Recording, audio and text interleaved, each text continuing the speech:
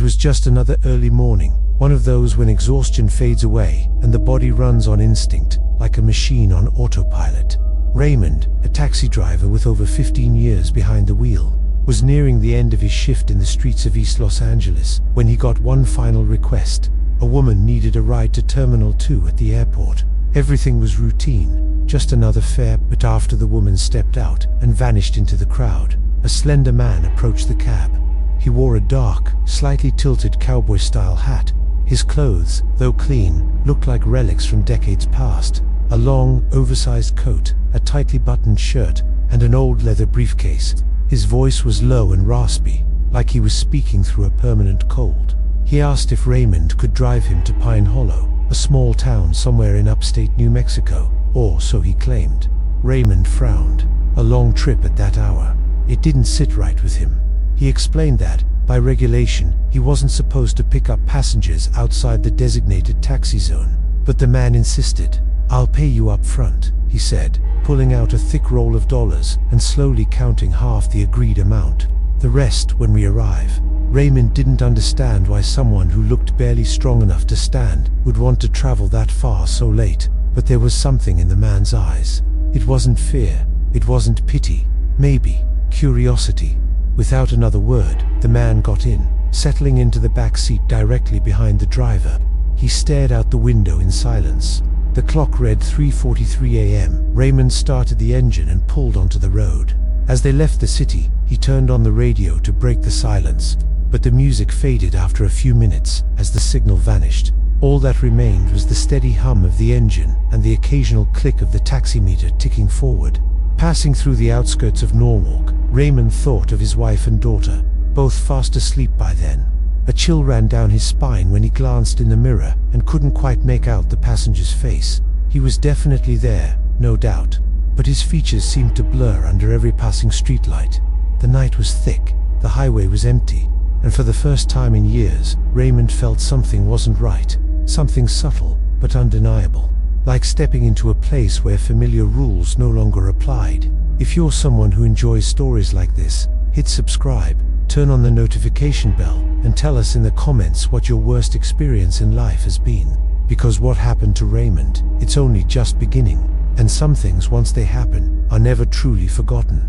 The last stretch of city lights dimmed one by one, as if the city itself was reluctantly saying goodbye. Raymond took the exit onto the state highway, where the silence thickened even more. The man behind him hadn't said another word. He just breathed steadily, eyes fixed on nothing, hands calmly folded over his briefcase. Over 2 hours passed. Not once did the man ask to stop, not to stretch, not for a bathroom break. Raymond, used to chatty passengers or loud snorers, started to feel that the silence wasn't just strange, it was unnatural. He wanted to ask why the man was traveling so far at that hour, but every time he looked into the rearview mirror, the question dissolved before it reached his mouth. As they drove toward the outskirts of Santa Fe, the phone signal dropped. Then the radio went dead. Only the engine's drone and the soft creak of the suspension filled the air. Raymond glanced back again. The man hadn't moved. He wasn't asleep. He just sat there like a flesh and bone statue.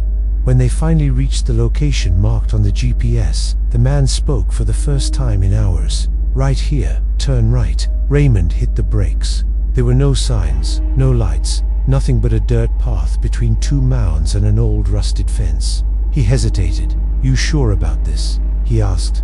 "This way's faster," the man replied without turning. "The other road is for outsiders." The words echoed more than they should have. Raymond swallowed hard and slowly turned the wheel. The tires cracked over dry soil.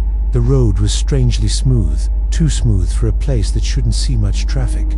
On either side, the landscape disappeared into darkness. Mist began creeping in, wrapping itself around the car like it had been waiting for them. "Is it far?" Raymond asked, throat tight. "Just a few more minutes," the man whispered calmly. Raymond eased his foot off the gas. The fog had thickened, and visibility was nearly gone. Even inside the car, the air felt heavier, denser. The silence wasn't just quiet, it pressed down on him, filling every corner with a weight that couldn't be ignored. That's when Raymond knew something was wrong. Not just the hour, not just the place, not just the man. It was everything together. It was the feeling of driving into a place that didn't belong on any map, a place where perhaps no one lived anymore, or never had. About 10 minutes later, the texture of the road began to change. It no longer crunched beneath the tires. It was softer, damp, like someone had recently passed through. But Raymond hadn't seen a soul, no lights, no houses, no animals, nothing but mist swallowing the car whole. Then the man spoke again. "Right here is fine." The words came so suddenly that Raymond jumped. He stopped the car, looked around, but saw absolutely nothing. "Here," he repeated. "Yes, thank you. I'll walk from here." Raymond turned his head slightly. He didn't want to look, but he did. The man stepped out calmly, as if he knew the terrain by heart. He grabbed his briefcase, shut the door without a sound, and began walking straight into the fog. No flashlight, no guide, no hesitation. Raymond watched him fade into the mist. The ground beneath his feet was no longer visible, and when he vanished completely, the silence felt even deeper. A chill ran down Raymond's neck. He gripped the wheel tightly and told himself he needed to leave. Right now, not one more second there. He shifted into reverse, but realized there wasn't enough space to turn around. He had to move forward a bit more to find a place wide enough to turn. Heart pounding, he crept forward until he spotted a small clearing that looked just wide enough, and that's when he saw her. A woman. She stood to the right of the path, at the edge of a patch of overgrown weeds. She didn't move, didn't speak, just stood there slightly hunched, arms limp at her sides. She wore an old, thick dress with frayed edges. Her hair was pulled into a tight bun, like women used to wear long ago. Her face barely visible through the fog. Raymond slammed on the brakes. His instinct was to lower the window, maybe ask if she needed help. But as he did, he realized she wasn't moving. Not even a blink, no breath, nothing, just a grin. A toothless grin, wide and frozen. No joy, no emotion, just stuck. "Are you all right, ma'am?" he asked cautiously. No reply. Just that empty, unwavering gaze. An unease crawled into his chest. He rolled the window back up slowly and pulled forward. He had to get out. He didn't want to think about the passenger, or the town, or the road. He just wanted distance. But even as he moved away, something inside him knew that the figure, that still woman in the mist, wasn't someone he could leave behind so easily. Raymond pressed the gas without looking back. The air inside the car felt colder than normal, and even with all the windows shut, a damp chill clung to his neck, like the fog had followed him in. He drove with low beams to avoid blinding himself in the mist. As he advanced, the tension in his shoulders only grew tighter, like his body refused to relax. The road stayed bare, no signs, no intersections, no direction, just a narrow strip of dark earth, flanked by trees lost in the fog. He figured that if he kept going at this pace, he'd reach the main highway in a few more minutes. He needed light, people, noise, something, anything to prove the world he knew still existed. As he approached a small, poorly lit intersection, Raymond had to brake. The terrain opened up toward the highway, but he couldn't tell if a vehicle was coming. He lowered the window on the driver's side slightly, trying to listen. In the distance, a low rumble hinted that a truck or bus was approaching. He couldn't tell from which direction. He waited, and then it happened. In the rearview mirror, he noticed movement. At first, he thought it was the fog or branches swaying in the wind. But no, it was a figure moving toward the taxi. Fast, very fast. Raymond squinted. It was her, the same hunched woman he had seen standing by the roadside. But now, she was running straight toward his cab. Her body floated as if weightless. The dress fluttered as if pushed by an invisible force, and her arms swung unnaturally as she advanced.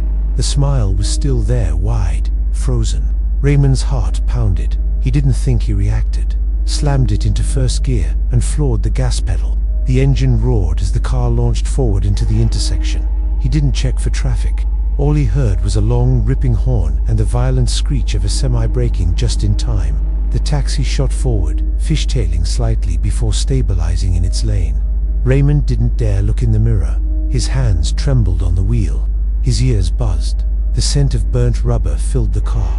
When the fog finally began to thin and the faint light of dawn painted the horizon, Raymond felt like he was returning to the world. His body was heavy, his breathing shallow. At last, he looked into the mirror. Nothing. The road behind him was empty, but the image was burned into his mind. An elderly woman, toothless, chasing after him with a grotesque grin. No nightmare or exhaustion could have conjured that, because he had seen her, because it had happened, and because, deep down, he knew it wasn't over yet. When he finally hit clean pavement again, Raymond slowed down and turned on the hazard lights.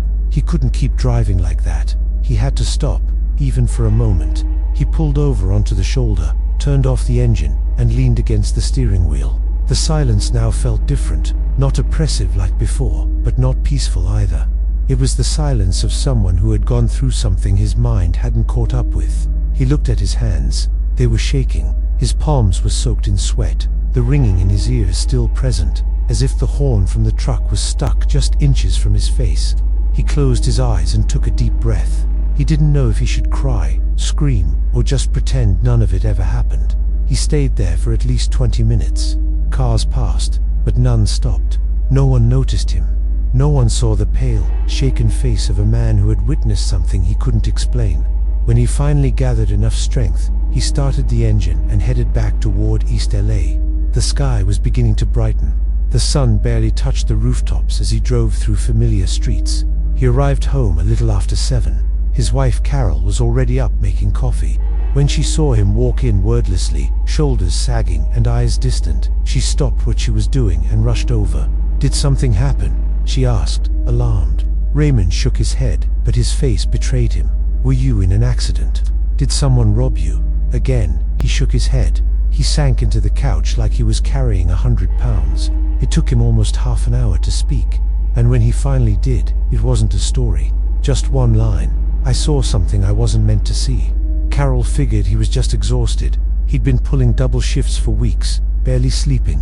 She insisted he stay home that day. "That's a sign," she said. "Sleep. We'll figure it out tomorrow." Raymond didn't argue. He went upstairs, kicked off his shoes, and collapsed onto the bed. He slept harder than he had since his daughter was born. Or maybe it wasn't sleep, maybe it was a blackout. His body shut down, completely spent. He woke up near dusk.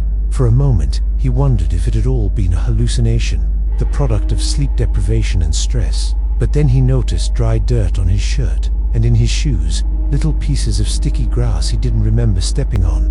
That night, he didn't drive, nor the next. Something inside told him it wasn't time, because even if he tried convincing himself it was all a dream, the weight in his chest, a mix of dread and certainty, wouldn't let go. And deep down, he knew whatever he'd seen in that mirror hadn't left him alone. After 2 days of forced rest, Raymond decided it was time to return to routine. Not because he felt better, because not doing so meant thinking too much. He needed noise, streets, traffic, people, anything to drown out the memory that returned every time he closed his eyes. That crooked woman, running toward his cab like her bones didn't exist. He went out around noon, taking a few short fares around Boyle Heights and Vernon. He kept conversation with passengers to a minimum. The radio stayed on, not for the music, just to keep the silence at bay. Late that night, he got a request to take a couple to the airport. It was a quick, uneventful ride. They were whispering about a missed reservation. Raymond didn't intervene. When they got out at Terminal 1, he was about to drive off when he noticed something. A small bag had been left on the back seat. He thought about parking and waiting in case the couple returned. In the meantime, he turned off the lights, trying not to draw attention. The air had cooled, but not uncomfortably. He reclined slightly, closing his eyes for just a moment. That's when he heard a car door slam. A taxi parked right in front of his. Nothing unusual. Taxis came and went constantly, but something felt off. A man stepped out slowly, holding a hard-shell suitcase, wearing a black hat, a fitted blazer, and as he turned toward the terminal entrance, the headlight beam caught his face. Raymond sat up immediately. That face, those eyes, that blank expression he had seen in his rearview mirror 2 nights ago. It was the same man, but something had changed. Now he had eyebrows, a faint color on his cheeks, and the same suit now had fit perfectly, like he'd gained weight. He walked with more energy. He looked alive and well. Raymond's pulse spiked. The man glanced at him, as if recognizing him, gave a slight, courteous smile, and removed his hat in greeting. Then, casually, walked into the terminal. Raymond didn't know whether to get out or stay put. He couldn't tell if what he saw was real or if his mind was unraveling. But one thing he did know: there was no way that was coincidence. That man shouldn't be there. Not after what happened, not looking like that. And yet, there he was, clear as day. And in that moment, a realization chilled Raymond to the bone. Maybe he hadn't driven the man to that town. Maybe, the whole time, the man had chosen him. In the days that followed, Raymond said nothing about what he saw at the airport. How do you explain that a man who looked nearly dead in your back seat now walked with strength in a different body? How do you convince anyone it wasn't just confusion, without sounding insane? He chose silence. Returned to work cautiously, like someone trying to walk with a wound that hasn't closed. He kept to himself at the taxi stand. His co-workers noticed his odd demeanor, but none dared ask. One quiet afternoon, while cleaning his cab in front of his house, something fell from behind the passenger seat. At first, he thought it was a receipt or a crumpled flyer, but when he picked it up, he saw it was an old photograph, folded in quarters, its edges worn. He unfolded it carefully. The paper was yellowed, but the image was still clear. A small wooden house with a sloped roof, surrounded by overgrown plants, and standing in front of it a man, hand on his hip, holding a hat in the other. It was him, not someone similar, not a vague resemblance. The exact same face Raymond had seen in the mirror, and again, at the airport. But this time, something stood out. In the photo, the man looked younger, almost exactly like he had looked that second time, healthy, smiling. Raymond turned the photo over. On the back, written in tight, slanted ink, Pine Hollow, July 1975. His blood ran cold. He gasped, looked at the photo again, desperate for an explanation. How had it gotten into his cab? No one had sat in that seat since the night he picked the man up. He didn't recall him carrying any papers, and if he left it ... Why such an old photo? Why so specific? He thought of throwing it away, but couldn't. He felt like he had to keep it, even if he didn't know why. He placed it in his wallet, behind his documents. That night, while trying to sleep, a phrase echoed in his mind, something the man had said before they turned down the unmarked path. The other entrance is for those who aren't from town, as if there were an invisible line between those who belong and those who are just passing through. Raymond no longer knew which side he was on, and a question began repeating endlessly inside him. Was it a coincidence that he picked the man up that night, or had he been chosen? Since finding the photograph, Raymond had been sleeping less. Not insomnia, exactly, more like a restlessness that burrowed under his skin, like something was waiting each time he closed his eyes. Some nights he woke to the sound of footsteps in the hallway, even though he knew everyone was asleep. Other times, he felt a light pressure on his chest, like someone was watching from the corner of the room. Carol noticed the changes. She asked if something had happened, if he had seen anything disturbing on the streets. He always said no, avoided details. He didn't want to burden her with something he didn't understand himself. But the truth was, he felt less and less in control of his thoughts. Something was following him, something that didn't need to be seen to make its presence felt. One night, while washing dishes after dinner, he heard his daughter Lucy call from the living room. "Daddy, is that lady your friend?" Raymond dried his hands quickly and walked toward her.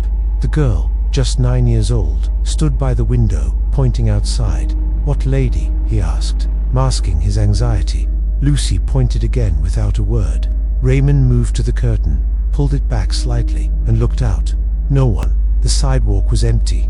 The streetlight flickered as usual, but there was no one there. "She left," the girl said, "but she came twice this week. She just stands there and looks at me. She's all hunched over and has no teeth. She smiles a lot." Raymond felt a chill run down his spine. He swallowed hard and closed the curtain firmly. "You probably dreamed it," he said, without much conviction. "Sometimes, when we're distracted, we think we see things, but," she insisted, "I wasn't asleep. And she was wearing old clothes, like from a long time ago. She scared me, Daddy." That night, Raymond didn't sleep. He sat in the living room, lights off, staring out the window, waiting for something or someone to show up. Nothing happened, but he didn't feel at peace either.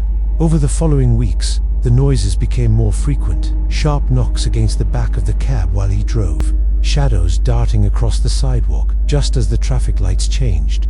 And every time he started the engine, the rearview mirror brought back the same feeling that he wasn't alone. No laughter, no screams, just that silent, persistent presence that seemed to speak without words, as if it were telling him not to forget, not to pretend nothing happened. that everything he experienced that morning was still unfolding. And though Raymond clung to logic, to routine, he knew he'd crossed a line. One you don't come back from. Because there are things you can't see, but they're still there, quiet, watching. Raymond wasn't the kind of man who searched for answers in strange places. He'd always been practical, the type to believe everything has an explanation. But that certainty was beginning to crack. Coincidences no longer felt like coincidences, and questions didn't fade away. They stacked up like dust behind a door that hasn't been opened in years. One afternoon, while waiting for a ride at the taxi stand, he mustered the courage to talk to Don Eugene, one of the oldest drivers in their group. The man was known for knowing every route by heart, and had worked all over Southern California back when radio taxis were still a thing. Without much preamble, Raymond asked if he'd ever heard of a place called Pine Hollow. Don Eugene furrowed his brow, digging through old memories. Pine Hollow, he repeated. There are a few pine-smithing towns, but that one doesn't ring a bell. Where is it? Raymond described the trip. The highway, the unmarked turnoff, the foggy dirt road. The old man looked at him silently for several long seconds. You said it was an unmarked entrance, he asked. Raymond nodded. Eugene lowered his voice. Look, son, I don't scare easy, but years ago, around the area you described, there were reports of people going missing. Folks who took little trails like that and never came back. There was even a piece in a local paper, but it just faded away after that. Raymond felt a twinge in his stomach. And what did they say it was? He asked. Eugene shrugged. Some said witches, others said abandoned mines. A few swore people lived out there who weren't quite people anymore. The usual talk. But nobody went out to check. It was easier to stay away. That night, when Raymond got home, he went online. There wasn't much.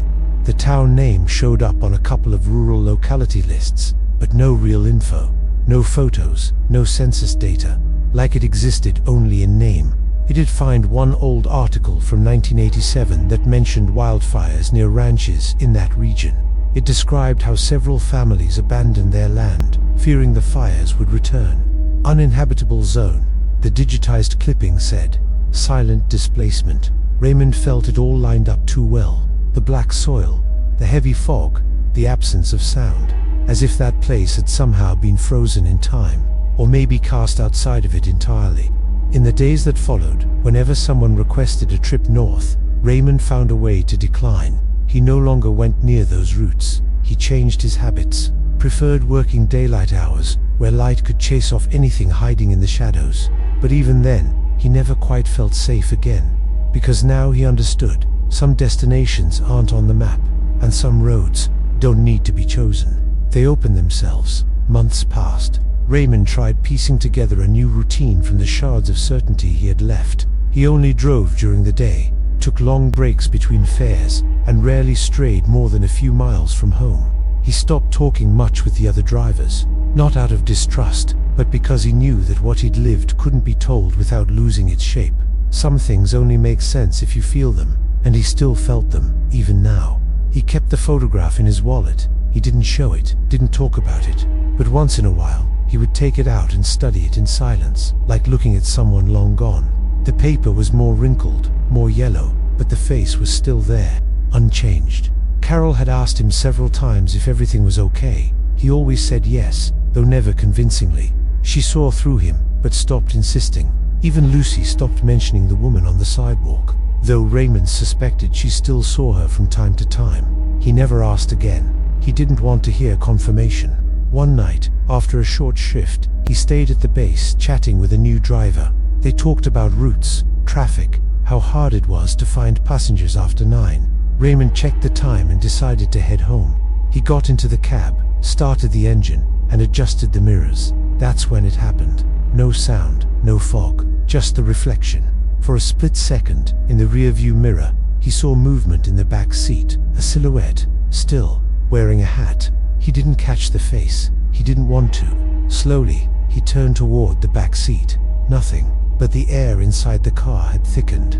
Just like that morning, he didn't turn on the radio, didn't touch his phone, just drove in silence, took the well-lit streets, circled a few blocks before heading home. He didn't know exactly what he was looking for, or avoiding. When he arrived, he parked in front of the house, Stayed in the car for several minutes. Didn't get out right away. Looked into the mirror one last time. It was empty. But his own reflection looked different. Tired, worn, like since that night, he hadn't been quite the same. He turned off the engine and stepped out without looking back. He climbed the stairs in silence, placed the keys on the table, and sat in the living room in the dark. He could hear his daughter's soft breathing from her room, his wife shifting under the covers, and in the middle of that stillness, a thought formed in his mind, sharp and certain. Not every ride ends when you think it does. Some keep going, quietly, inside, and ever since, every time a new passenger gets in, Raymond checks the rearview mirror 3 times, just to make sure the person he sees is still someone alive.